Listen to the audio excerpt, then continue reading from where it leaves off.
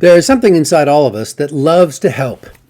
But when the ego gets involved, this desire to help is almost a disease. Giving advice comes from a suspect part of us. When we are in the advice-giving mode, we get out of the spiritual growth mode. Maybe it is just that we would like a little relief from our problems. We don't have to think about our own problems if we think about someone else's problems.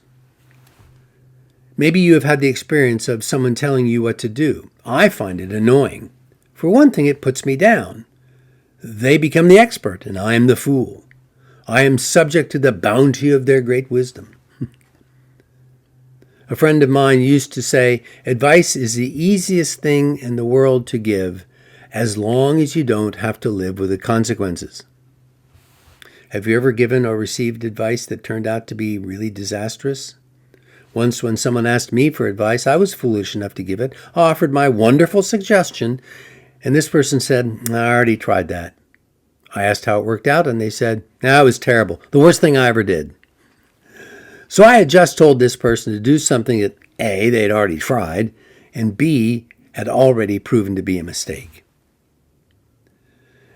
As the advice receiver, I think of when I was driving from one city to another before there were interstates.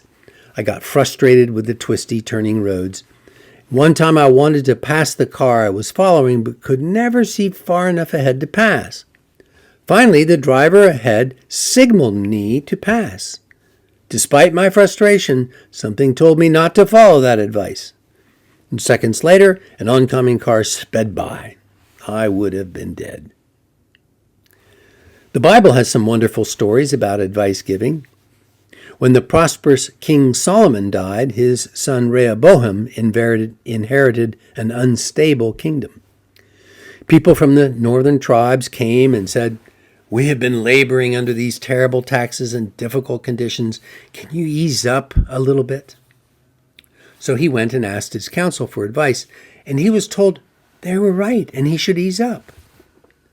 But he disliked that advice, and so he consulted another advisor, who told him, these people, if you give them an inch, they will take a mile. Be tough on them. So he was tough on them, and they rebelled. The country split in half and never got back together again, all because of bad advice. Like Solomon's son, we tend to select the advice we want to follow. We rarely give up the power of decision to someone else. There are several fundamental problems with the advice game. First, when someone opens up to you, and then you shift into advice-giving mode, at that point you have stopped listening.